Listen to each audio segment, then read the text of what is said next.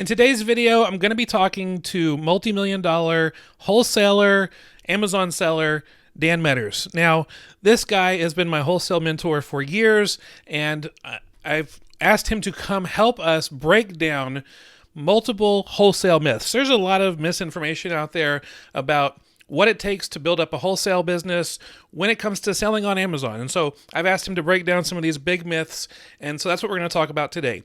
And this interview is actually taken from the Full-Time FBA podcast. So if you're interested in other interviews or other information with our podcast, check out fulltimefba.com/podcast. Be sure you subscribe so you don't miss out on any of our podcast episodes. Every once in a while, we'll put one of our interviews up on YouTube like this one. But if you want to make sure you're not missing out on anything, fulltimefba.com/podcast. All right, let's not waste any more time. Let's get right into the interview with Dan Meadors from the Wholesale Formula. All right, I am here with Dan Meadors of the Wholesale Formula. He has been my wholesale mentor for years now, and I've asked him to come on the podcast today to talk to all of us about the top wholesale sourcing myths and why they're not true, and how the truth is way so much better than those wholesale myths. So Dan, welcome to the show again. How you doing today? Hey, brother. Thanks for having me on. It's exciting to be back for a third time. I know you are the first person. You were the first person to be my second time guest, and we've had a few since then. Now you're the first one to be our third time guest. So, man, you're just popular. People love to hear from you, and I'm glad you could make it back today. Heck yeah, let's do our best to make it awesome for them today. Oh, man. we will. At the end of this podcast, a video that we're doing right now, people are going to be just energized and excited and better equipped to find success with their Amazon business. So let's just jump right into the first myth when it comes to wholesale sourcing. A lot of people think, man, I got a lot of money to do wholesale. I just don't have enough. So maybe when I get more money, I can get into wholesale sourcing. So let's break that one down. No, I mean, that's probably one of the most commonly, I want to say, perpetrated myths that I've heard, is that it takes a lot of money to get started with wholesale. And I'm going to be honest, that one got me. Like, I fell victim to that, and I probably got started. It was at least a full year later than I should have with wholesale, because I believed it. Because I heard it. Everybody I talked to would talk about, needing a huge budget to place minimum orders and things like that. And the fact of the matter is, it's just not. That's not the case very often. It is the exception rather than the rule to have a prohibitively large minimum order. Like, for us, we have talked to hundreds and hundreds of brands. Like, over the course of the past, golly, it's crazy, man. Like, I guess it's been five years that we've been really digging into wholesale. And we've talked to hundreds of brands, and it's super uncommon to see minimum orders above $500. Like, the most commons or common range is $250 to $500. And where this really starts to matter is that when you think about putting together a business, most people don't have an army of cash. So, like, you hear these statements of you've got to have a lot of money to get started, or you got to have this, and it just freezes you and keeps you from taking action. But with wholesale, like, the game has evolved. I'm sure that was probably the case 10, 20, 30 years ago. But it's evolved. It's evolved quite a bit. Like, there's they have a lot of programs in place to support small businesses and really be able to facilitate those smaller minimum orders to keep small businesses in the game. So I couldn't have been more shocked the first time I heard it, because, like, I remember calling this the first brand that I really talked to, and I called, and my purpose in talking to them was to find out which distributor I could buy their product from. And they were like, well, I'm happy to set you up an account. And it was kind of interesting, because my heart kind of dropped, because it's like I didn't want to feel embarrassed that I couldn't afford their minimum order. And I was like, yeah, like, I would be, that's really awesome. Like, what are your guys' minimum orders? And they said $250. And then it's like, I had like it was just like flashing through your mind a year's worth of, wow, I didn't do this because I thought it was really, really, really prohibitively expensive. And you talk about, feeling like you punted. That one was the moment for me where I was like, wow, I could be so much farther down the line if I just didn't listen to what people said and actually did some level of research. So yeah, that one's a pretty good one. Yeah, definitely. Yeah, you don't need $1,000 per order or anything like that. So this leads me to my next myth. A lot of people think, well, to do wholesale, I'm going to need a big warehouse. I'm going to need maybe even a forklift to be able to get this taken care of. Let's talk about that myth for just a moment. Well, sure, and I think that goes kind of back to the same line as the budget, right? Like you just assume you have to have all these things and stuffs, and that's just not the case. Like for us getting started with wholesale, like I kind of touching on that past question. I'll jump on to this too, but realistically, I think anybody can get started with about a $2,000 budget. Like a $2,000 budget gives you that flexibility to build your business, and then you're thinking, well, Dan, like, if I have a $2,000 budget, like how in the world am I going to rent my warehouse? And that was probably the biggest trap I ever got myself into. Like, and you still, it's shocking. It's shocking the developments we've had in the Amazon space, because like when I first got into wholesale, it might have, third-party logistics centers might have existed, but I had certainly never heard of one. Mm-hmm. So, they might as well have not have existed if they did.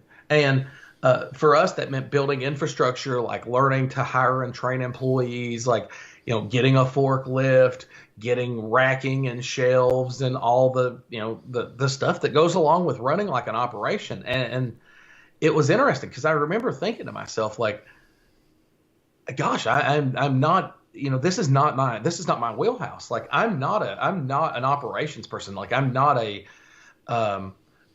commandeer, like a boss that's like breathing down people's neck to get stuff done. And for us, that was like the hardest part of wholesale. And then like we started really learning a lot more about the third party logistics centers. And I remember it was about 2 years ago. Almost, between 18 months and 2 years at this point, I think closer to 2 years. We decided that, it was tough because it was like we had this round where, it's so hard to find great employees, and we were getting ready to go hire like, 2 or 3 more warehouse people. And I was like, man, we should really just try to offset some of this and maybe use a 3PL. And that way we won't have to hire, and we can kind of just like keep our staff small and diversify. And I remember like in that first couple of weeks after we had our first shipments going there, and we started analyzing, finished cost versus finished cost, wasn't very much different.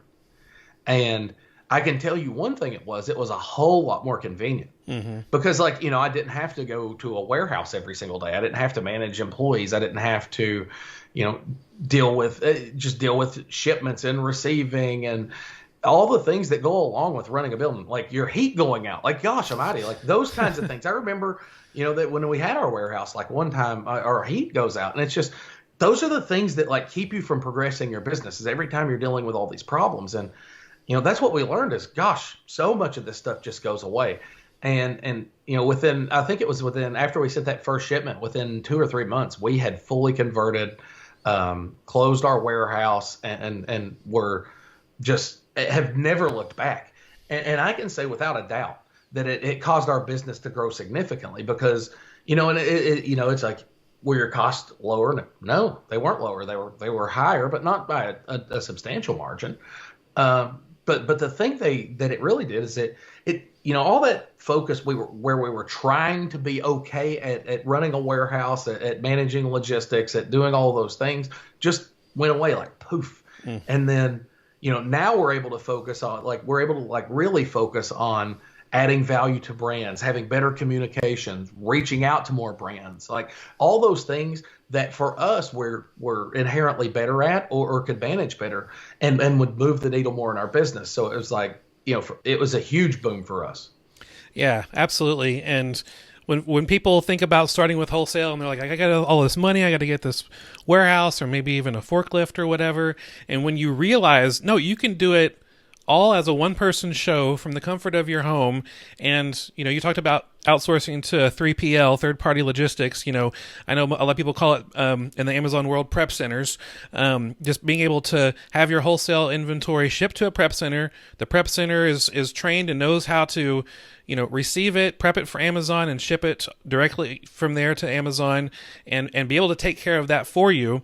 It just frees up not only just so much time, but also just the mental energy that you have to put into your business. So like you said, freed us up to be able to focus more on finding new brands and being a better representative for that brand and helping them out. It's awesome. Yeah, you don't have to be a huge, big production or operation to be able to make this work. Well, I mean, that's kind of the hallmark of what I love about FBA in general, right? Yeah. Is the flexibility. Like if you're a great logistics guy and you're amazing at running a warehouse, let's say you've ran a warehouse for 20 years, as an employment, a traditional employment. And like you understand the operations that would let you cut cost and things like that, then by all means, like you can do that. But the point is, if you don't have, expertise there, I think you're better served focusing and doubling down where your expertise is, because that's going to move the needle more than trying to catch up and be competent in one area. And with the prep centers and 3PL companies, like they're just so good and so efficient now that the cost really isn't prohibitive. So it's like, if that was the one thing that was keeping you from getting started with wholesale, it's like, wow, I just don't want to manage that much inventory. I can tell you that I actively advise, unless I think it is the exception rather than the rule now. I advise people to use prep centers and third-party logistics companies, unless it is a core strength or something like that. Yeah. And even then, even if it's a core strength for you, I would still say you should probably err towards using the 3PL. And here's the logic. Like let's say that, right now for us, I think it comes down to like, what kind of business do you want to run? And I decided that I wanted to run a profitable business, a profitable lifestyle business that gave me more time at home and freedom and things like that. Like I didn't want to run 1,000-person company and just be, touching the micro details every day. I wanted to really focus on the things and components that I loved, which is adding value to brands. And I don't need a bazillion clients. Like I just want to run a really good, strong, profitable business. But, once you have that in mind, you just have to think about the best way to accomplish that and realize that all avenues are open. Like a prep center or a 3PL is, they are competitive enough. If that's how you want to run your business, you should absolutely do it. And back to you can come back to it. And that was where, like, we decided if, right now, that's where we're at in our life is we want to run that business. For us, it's the flexibility of the model gives you that component where you can literally switch on a dime. Like we were able to switch our entire multi-million-dollar operation entirely over the course of 3 months. Like from having a warehouse, having all this stuff to nothing, and vice versa. I'm 100% sure that I could turn it back on in less time. Yeah, and the fact that you can do that and have that flexibility is definitely a big deal. That's awesome. Sure, and I guess I missed this too. Is this is just something to consider with wholesale that's unique. It's funny because I started out as a retail arbitrage guy, but like I'm starting to get so much farther removed. I forget about some of the nuances. Like it's just for us, as far as processing inventory goes, it is everything is streamlined, whereas it's not with it's just not in retail arbitrage. So that being said, it's like with a retail arbitrage shipment or online arbitrage shipment, I can't just ship that directly to Amazon, right? Like with wholesale, more than 60% of my orders right now never even go to anybody other than Amazon. Like they go directly from the manufacturer to Amazon. That's awesome. And I've gotten so ingrained into thinking that way because it's just such a part of our business. Like, again, it's starting to become kind of the exception to use, a prep center as opposed to going direct. And once you start down that path, it's like your costs actually get lower. Think about that. Like, not only do you not need a warehouse, a lot of times you can just skip a lot of that cost altogether. Like if I have a single unit that needs no real prep or anything like that, it just literally goes straight to Amazon. Yep. Yeah, that's cool. Let's transition from myths about getting started with wholesale, the whole concept of it, to some myths about finding profitable inventory. There's a myth out there that's like, okay, I got to go to a ton of trade shows to find profitable stuff to sell on Amazon, and I don't want to go to trade shows, or I don't want to do anything indoors. So it's like I can't find stuff because I can't go to trade shows. Talk about that myth for a moment. Sure. No, and that was, I remember when our first round of wholesale, like right before we really got dialed into what we call reverse sourcing wholesale. We started like everybody else. We started with the catalogs. We started by going to ASD and honestly just weren't very good at it. Like, I don't enjoy it. I'm much better. I like to research. I like to be methodical in the way I do things. And I like to come up with, I like to think about how the strategies I can use to land the account rather than just like trying to come up with it on the spot. So, I'm just not what I would call a very good at a show person. So that wasn't my strength either. And I can tell you this, like if that's a fear for you too, if that's something like you don't do, I haven't been to an event, one of those events in at least 3 years, And, we've picked up a substantial amount of accounts in that time. So like, realistically, again, this is, back to the whole Amazon and wholesale model. Like, it is one of the most flexible models. Like, you're able to adapt it around your strength. Like, if you're a great copywriter, you can steer more of your initial contact and follow-up contact to be copy driven. If you're better on a phone or what have you, you can drive more of your contact to the phone and really, take advantage of whatever your strengths are. An example of that was, one of our most successful students, Ian Bauer.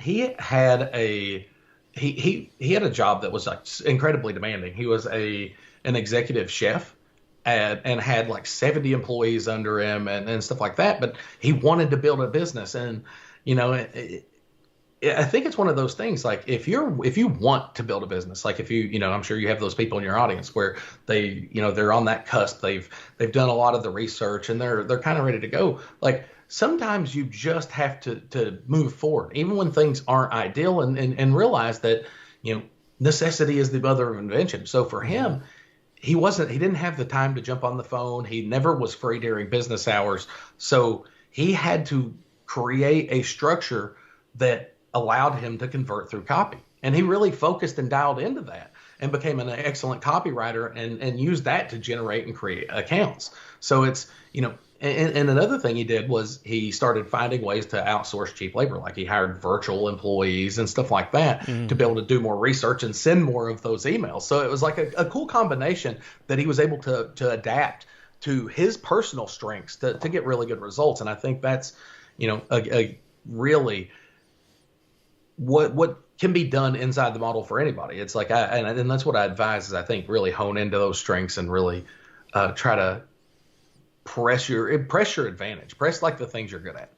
Yeah, and you said that was Ian Bauer who you were just talking about. Actually, next week on the Full-Time FBA Show podcast, I'm interviewing Ian. So we're going to be talking about. In fact, we've already recorded it. From before I got a chance to record with you, but it's going to be released next week, and it was just an incredible, fascinating conversation about how he was able to use email, because that's another thing a lot of people like. I got to be on the phone with these people to make all these orders, and that's not true. You can do a lot of stuff via email and work on that, and then maybe end up just with one phone call at the end, or maybe none at all. I have wholesale accounts that I've done it all via email and no phone calls, and it's wholesale accounts that I've had for years. And so it's totally possible, and look forward to sharing his story next week with everybody on this show. Yeah, I mean, that'll be super cool, because he does have one of those stories where he was able to to make the most out of the time he had and leverage the strengths he had to create his business. And I've seen that across our community. That's not unique to Ian. I mean, he's just a shining example of it. That but the same thing was true for Josh Blake. Like, Josh Blake was another one of our guys who he got into his purpose for getting into Amazon was that he had a son with special needs, and the condition wasn't covered under his insurance, so he was having to make up a lot of this money out of pocket. And he was like, wow, I can't get more jobs. Like, I have a job that's full time. Like, I had to find something that works when he had time. And he said he was leaving to go to work at like 6:30 and 7 in the morning. And then he would get home at 5:30 or 6 in the evening and help his wife with the kids until they went to bed at about 9 or 10 o'clock. And then he would just do research and start sending and scheduling emails between 10 and 12 or 10 and 1. And it took it over the course of a year, he built a business that was doing $180,000 to $200,000 a month. That's amazing. Like, in sales. And this was a part-time income, but it goes to show you, like, if you maximize the time you had and you focus on the things you can get done, like, you can build a really, really powerful business. Absolutely. Yeah. The potential is there, and it's totally possible. And a lot of things that will stop you from doing the type of work to make that kind of money in other businesses. There's ways to get around it when we're working on wholesale. Let's talk more about some sourcing myths. What about the people who say it's impossible for me to find profitable stuff to sell on Amazon by wholesale? The margins aren't high enough. The stuff that I'm able to find, they're selling for around the same price on Amazon. So, like, how do I find stuff cheap enough that's selling for high dollar on Amazon? Sure. And, this is one of those, this is the topic I really love, right? Because there's so many ways to skin this cat.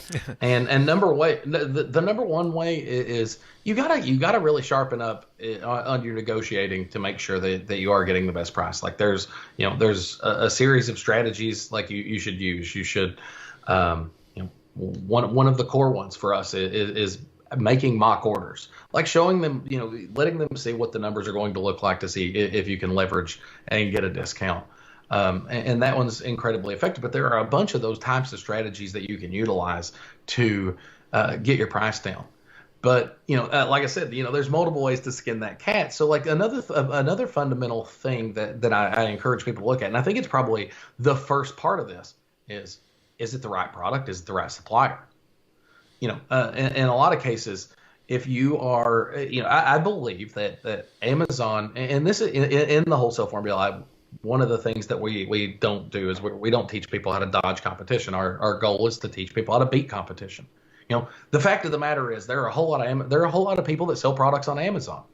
And if you try to do things exactly like the people that sell things on Amazon, like it is a rat race to see who succeeds. But if you have the right strategy and you have the right follow through, you can develop a huge advantage. And that's what we've seen, and that's what we try to teach is, by providing value, by doing things like that and setting yourself apart, you create better relationships. You can leverage those better relationships to get bigger discounts or exclusivity. And, for us, it's always the long game. Like, one of the things that I've noticed over, the past 5 years is that our margins tend to go up. And that's just not true for a lot of businesses, right? Like, most people start thinking that my margins go down or I get squeezed or somehow.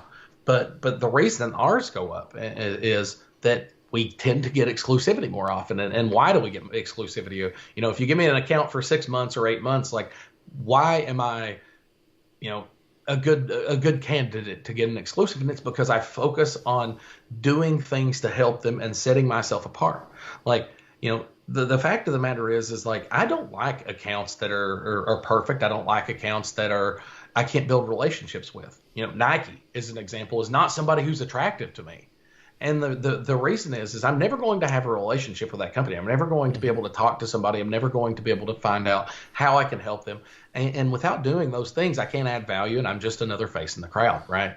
So, I think discounts really start there, or pricing really starts there. If you're not finding products, if you're not finding profitable products, you're probably not sourcing correctly. That's really the answer. And I can tell you how do we find profitable products? And it's, I find broken, ugly stuff. I find broken, ugly things on Amazon that tend to sell okay because they make something quality. Think of that. It's funny because me and Dylan always talk about this when we drive, when we go out or whatever. And it's like, we pull by the Chinese place that looks run down, the Chinese restaurant, and it looks run down, and there's a million cars in the parking lot. And what do you think? It's like, that place has to be amazing. It has to be amazing. They're not pulling people in with their appearance. Like, so all the locals know that place has a great product. And the same is true for a lot of products on Amazon. Like, a lot of companies make an amazing product after people experience, they just keep buying it. And you'll see these products, tons and tons and tons of them, with good sales, good, strong sales ranks that are just completely unoptimized, and they're doing nothing but selling based on their reputation of being a good product. And that's my specialty, because I can go to those brands and I can have that conversation and say, like, this is what you're missing. Like, this secret sauce right here is what you're missing to kind of set you over the top. And, if I do a great job and I explain myself really well and I add value, and that's where adding value comes in, right? Is part of adding value is educating people. And if I'm able to educate those brands properly, then they're going to want to work with me. If they see that vision, they're going to want to work with me. And if I, once they start working with me, if I do my end, if I do my part, if I'm the good partner that I talked about being, I'm able to create that, I'm able to strengthen that relationship and work towards things like exclusivity or things like that. Now, another component, like I said, I'll go to another one is, and this one is not just about, like, there's other strategies you can use to kind of affect the cost of your products in wholesale. You have to remember, like, one of the most awesome parts is we're so nimble, we're able to set up accounts quick. Like, our products are quick into Amazon. Like, in the private label space, if I create a new product, I have to have it manufactured. I have to ship it across the world. I have to do all of these things, and I get it in there, and it is. But with wholesale, like, I'm super fast, right? Like, I can set up an account and have my products in Amazon in like 2 weeks or a week even sometimes. So with that kind of flexibility, one of the things that we do, the ability to set up multiple accounts, is we have been leveraging a lot. We've been leveraging good, strong bundles, working with our brands to talk to them about things that we see, products that we see, or things that we could create with, potential partners and things like that, and create bundles. And once you start, once you're leveraging those wholesale accounts where you're increasing sales and you're being a great partner, but you're also creating those spots outside of your, outside of the regular sales channel, like the regular listing or whatever, that can also increase your margin drastically. So it's a combination of I think you need to be sourcing the right products. I think you need to make sure that you're using all the core strategies to get discounts, and then really look at those extra components, like, how can I increase my margin by adding value to the customer? Like, those kinds of things I think will, you take sometimes I think a lot of people look at a giant catalog and they see one SKU, but when you really start doing all those things, that one SKU turns into 30 SKUs or whatever. Yeah. Well, you've basically, like, in the last few minutes, delivered a master class on the topic of being able to find profitable inventory to sell on Amazon that you can, reducing, cost, increasing your ROI, and I appreciate you doing that. The last big myth, and I think this is one of the biggest ones that causes people to quit, be like, you know what, I'm not going to sell on Amazon when it comes to wholesale. Wholesale doesn't work. The myth is that wholesale companies don't sell to Amazon sellers.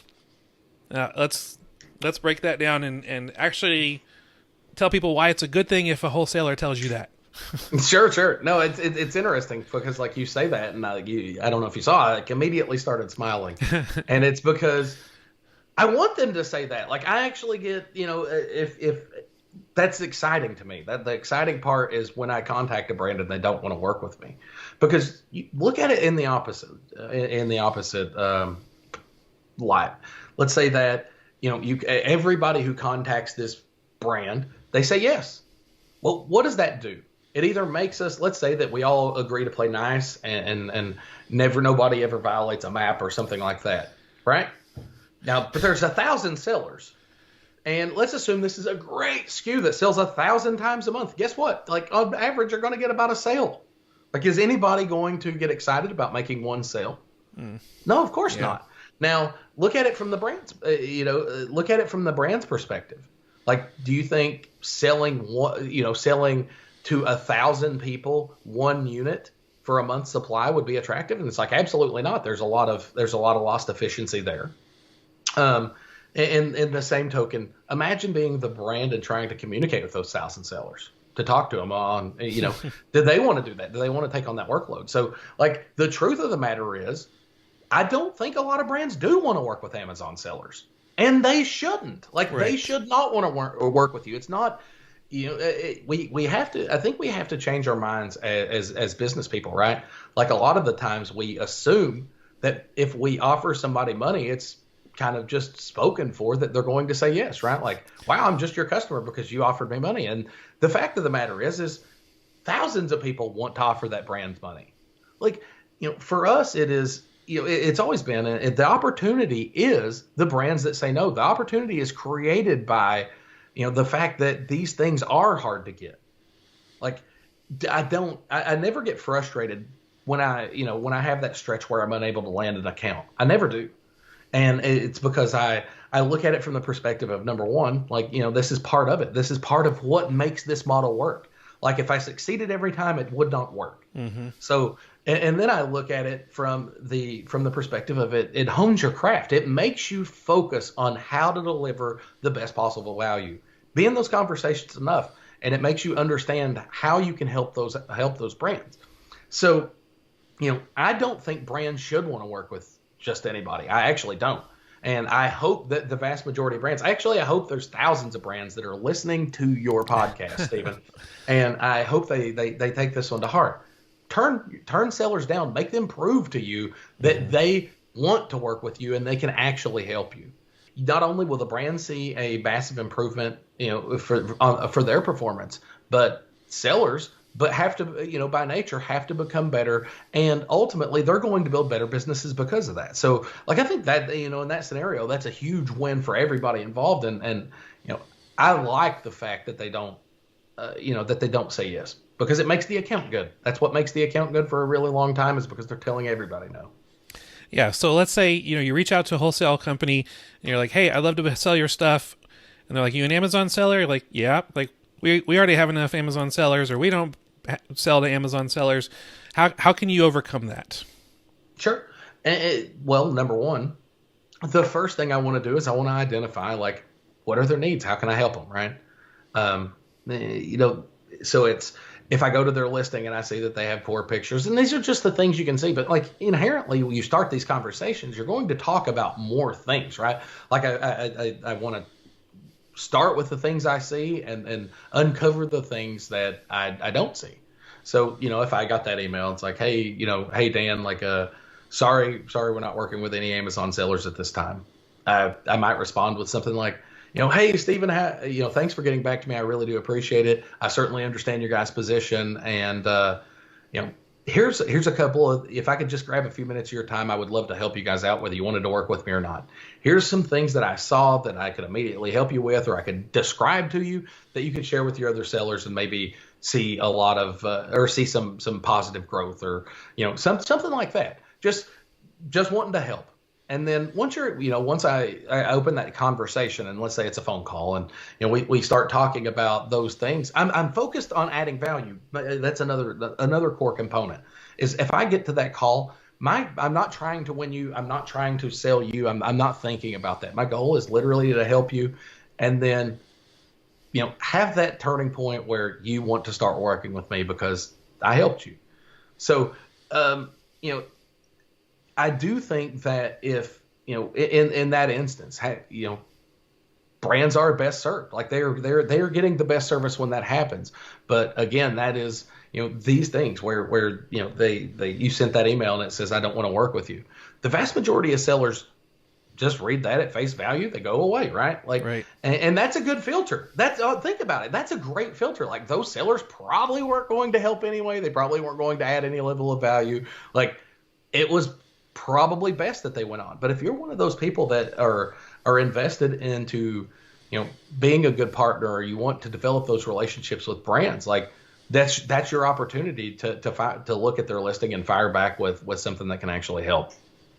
Yeah, that's cool. Yeah.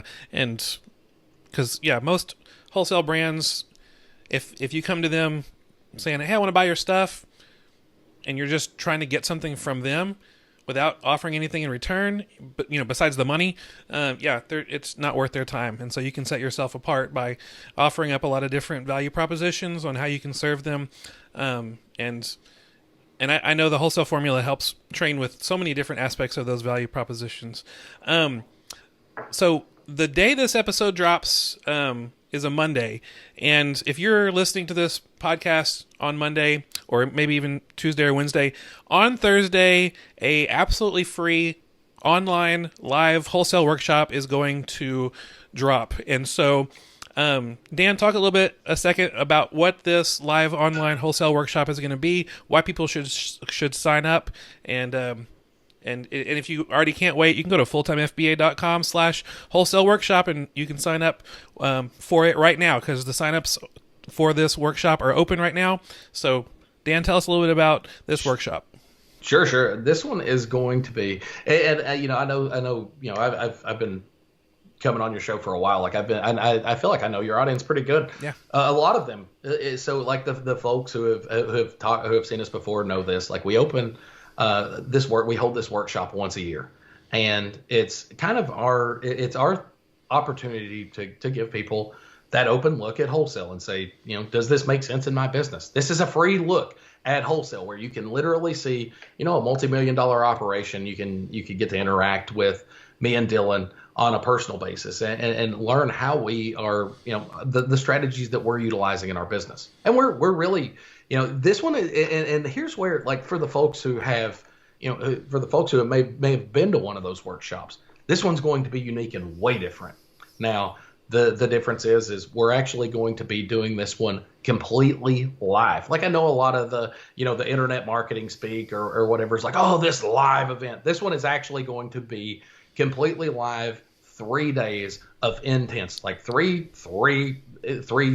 hour days where we're going to literally go through every component of wholesale. Think about that. Like every single component of wholesale, we're going to be talking about how we find leads, how we score leads, and think about, if they make sense in our business, how we start to reach out and contact those leads, and the strategies that we're going to use to land those accounts. So like, if you have interest in setting up a wholesale business, like this is going to probably be the best opportunity you have to see if it might make sense for you, because it is going to be an actual, the actual real live event. And it's also going to be different in the structure in the sense that, with most, virtual things, virtual happenings or what have you, they are, just kind of a webinar style, right? Like they're just kind of talking back and forth and not very interactive. Like the difference is we're building a lot of those core components into our live event where, people can ask questions, people can do a lot of those, have a lot of those interactions that may actually move the needle for them and help them understand that, this is a model that works for them. And this is, the best way to get started for it. Yeah. And the fact that you're doing this for free is amazing. I've gone to some of the pre-recorded workshops in the past, and some of that stuff is better than some of the paid wholesale courses that are out there. So I can't wait to see the live presentations online. I'm really excited about that. And I know you'll have replays for that are available for a limited time. I think, the replays will be available for like another 6 or 7 days after the live workshop. And so if you can't make it live for the live workshop, you can check the replays afterward. Is that right? Yeah, absolutely. We're definitely going to have that option. But I encourage you, like if you can make it live, like this is going to be it really. I mean, this is the shot to kind of interact and get those questions answered, and make sure that you understand it at the core level. But if you can't, like we do, we're going to do we're calling it a live rebroadcast, and the different, what is a replay versus a rebroadcast is typically a replay is just the watching the video. The difference for us is the live rebroadcast. We're going to be able to try to simulate some of those elements too, and have it a little more functionality. And for the people who couldn't couldn't be there live. But absolutely, try to be there live. So, I think you'll have an incredible experience. Yeah, and for those of you listening, studies after studies have shown that those who show up live to experience a training, seminar, webinar, conference, those who show up live tend to take more action and find more results than those who say, I'm going to watch it later or watch a replay. And so if you want to increase your chances of seeing results and actually taking action on what you're learning, show up live. It's going to do you so much better than just checking it out later.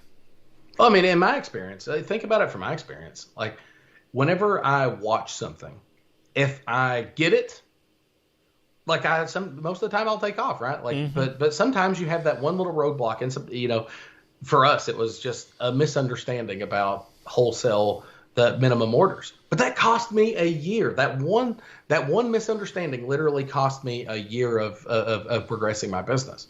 So, like, the value in being in that live component and live atmosphere is, if you do have that problem or question, like, it's one answer away from moving you down the path of taking action and getting results. Yeah, definitely. So, if you are interested in learning more about this and about this wholesale workshop, fulltimefba.com/wholesale workshop.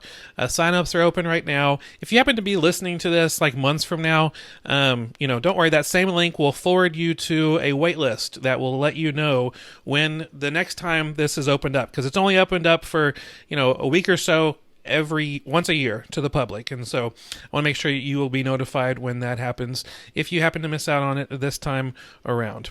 Well, Dan, thank you so much for hanging out with me. Any final words of wisdom for our listeners before we say goodbye? First off, thanks for having me on again. But I think right now, I think over the past year, one of the things that we've learned is that I think it's a very good thing to have control over your own destiny, right? And even if that's developing something, a side business, right? Because I look back at my own life, and in 2011, if you asked me in January or February of 2011, like, what my perspective on my job was, like, I was the happiest person in the world. I never thought it was going to end. I thought I was going to work there forever. And despite that, like, I wanted something fun, and I started my little side Amazon business in June. I think it was June or July. I think I had my first sale in June, and I was out there scouting around in stores and stuff, in July or whatever it was. And I remember in December, towards the very end of December, I lost my job. And it was all that, everything, all the things that you think you have in your life, all the things you think you have together and packaged up, and it just immediately falls to pieces. Like, right there for me, it was like my whole world came crashing down. And I was lucky enough. I was one of those people that was lucky enough that I had a little side business that I could jump into and really give it my all. So with over the past year, I think that you've started seeing that. This is not like a scary thing. It's just, I believe that people should have the right and ability to control, at least to some degree, their own destiny. And I think that if you're in that stage where you're like, you're wanting to get started, or you've thought about it, like, the fact of the matter is Josh Blake built a $2 million a year business between the hours of 10 p.m. and 12 a.m. Because he wanted it, because he wanted it. And I think that if I were telling my kids something right now, it's, give yourself options. Like, if things change on a dime, we've seen it. You look at the everything around you. Like, the Bitcoin is an example. Like, right. Things change on a dime. Like, you one day you're a hero, and the next day you're a zero. So give yourself flexibility, get started into something, and take action. And I think I think not only will it make you a happier person, it'll finding that something to latch onto, but I think it will, in the off chance that you need it, it can be an absolute lifesaver. And I can say that I absolutely did that for me. Yeah, absolutely. Action takers are going to make changes and make those changes stick in their lives. I also want to close just by saying, dude, I love the beard. Welcome to the Beard Club. Your beard is amazing and awesome. And man, it just looks awesome. I love it. Thank you, man. No, I've been working on this one. It's quarantine has done me well because it started at first it got all bushy, and then I was like, wow, I could shape this up and it looked like a real beard. So I like it's it. come along good. I like it. I love it. That's cool. Well, Dan, thanks again for hanging out with me today and going through all these myths and actually bringing some truth to people who might just be confused about some things when it comes to wholesale. I'm excited, and I look forward to your next appearance here on the Full-Time FBA show. Heck yeah, man. Let's do it again. Let's do it.